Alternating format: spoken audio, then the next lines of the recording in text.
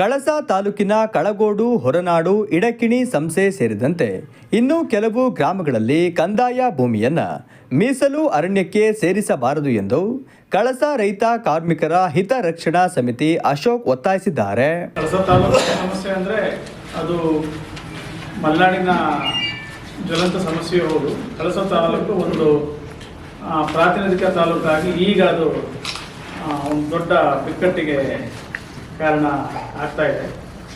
ಕಳಸ ತಾಲೂಕಲ್ಲಿ ಇತ್ತೀಚೆಗೆ ಕಳೆದ 10 ದಿನಗಳ ಹಿಂದೆ ಕರ್ನಾಟಕದ ರಾಜ್ಯ ರೈತ ಸಂಘದ ನೇತೃತ್ವದಲ್ಲಿ ಮತ್ತು ಜನಶಕ್ತಿ ಎಲ್ಲ ಸಂಘಟನೆಗಳ ಸಹಭಾಗಿತ್ವದಲ್ಲಿ ಕಳಸದಲ್ಲಿ ನಾವು ಸಭೆಯನ್ನು ಸೇರಿದ್ವಿ. ಒಂದು 100 ಜನದಷ್ಟು ಎಲ್ಲ ಕಳಸ ತಾಲೂಕಿನ ಎಲ್ಲ ಮುಖಂಡರುಗಳು, ಸಂತ್ರಸ್ತ ರೈತರು ಬಂದು ಭಾಗವಹಿಸಿದ್ವಿ. ಬಹಳ ಮುಖ್ಯವಾಗಿ ಕಳಸ ತಾಲೂಕಿನಲ್ಲಿ ಅದರ ವಿವರಗಳನ್ನು ಇಲ್ಲಿನ ಸಂತ್ರಸ್ತರು ಮತ್ತು ಸುರೇಶ್ ಭಟ್ ಅವರು ವಿವರವಾಗಿ ಹೇಳ್ತಾರೆ.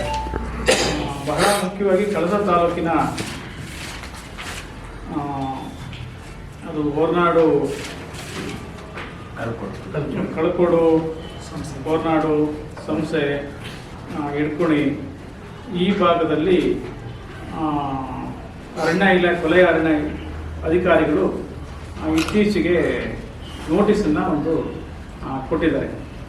ಈ ನೋಟಿಸನ್ನು ಕೊಟ್ಟು ನೀವು ಕೂಡಲೇ 25/12/2025 ಒಳಗಡೆ ನಿಮಗಿರುವ ದಾಖಲಾತಿಯನ್ನು ಮತ್ತು ನೀವು ಅಲ್ಲಿ ವಾಸ ಮಾಡೋದಕ್ಕೆ ಅನುಭವ ಹೇಗಿದೆಯೋ ಅದನ್ನು ನೀವು ಖುದ್ದಾಗಿ ಸಲ್ಲಿಸಬೇಕು ಅಂತೇಳಿ ಕಳಸಕ್ಕೆ ಅವರು ದಾಖಲೆಯನ್ನು ನೀಡಿದ್ದಾರೆ. ಇದು ಅಲ್ಲಿನ ರೈತರಿಗೆ, ಬಡವರಿಗೆ, ಕಾರ್ಮಿಕರಿಗೆ ಇನ್ನೂ ದಿಗ್ಭ್ರಾಂತಿಯಾಗಿದೆ. ಅದು ಈ ನೋಟಿಸ್ ಇದೆ, ನಾವು ಹೊಸತೇನಲ್ಲ. ಆ್ಯಕ್ಚುಲಿ 2018ರಲ್ಲೇ ಈ ನೋಟಿಸನ್ನು ಅವರು ಕೊಟ್ಟಿದ್ದಾರೆ. ಇದು 2018ರ ನೋಟಿಸು. ಈ ನೋಟಿಸಲ್ಲಿ ಕಳಕೋಡು, ವಿಶೇಷವಾಗಿ ಕಳಕೋಡು ಗ್ರಾಮದಲ್ಲಿ ಸರ್ವೆ ನಂಬರ್ 20, 20, 55, 70 ಮತ್ತು 80ರಲ್ಲಿ ನೀವು ಇದು ಮೀಸಲು ಅರಣ್ಯ ರಚಿಸುವ ಬಗ್ಗೆ ಉದ್ಘೋಷಣೆಯನ್ನು ಹೊರಡಿಸಲಾಗಿದೆ. ನೀವು 21 ಒಳಗಡೆ ನೀವು ಫಾರೆಸ್ಟ್ ಸೆಟಲ್ಮೆಂಟ್ ಆಫೀಸರ್ ಯಾರಿದ್ದಾರೆ ಕಡೂರಿನಲ್ಲಿ, ಅವ್ರಿಗೆ ನೀವು ಲಿಖಿತ ಆಕ್ಷೇಪಣೆಯನ್ನು ಸಲ್ಲಿಸಬೇಕು. ವಿಶೇಷವಾಗಿ ಪಹಣಿ ಮತ್ತು ಸಾಗುವಳಿ ಚೀಟಿನ ಕಳಿಸ್ಬೇಕು ಅಂತ ಅವರು ಕೊಟ್ಟಿದ್ದಾರೆ. ಸುದ್ದಿಗೋಷ್ಠಿಯಲ್ಲಿ ಮಾತನಾಡಿದ ಅವರು, ಹಲವು ವರ್ಷಗಳಿಂದ ಕೃಷಿ ಮಾಡಿರುವ ಪ್ರದೇಶವನ್ನು ಅರಣ್ಯಕ್ಕೆ ವಹಿಸುವುದನ್ನು ನಾವು ಒಪ್ಪುವುದಿಲ್ಲ.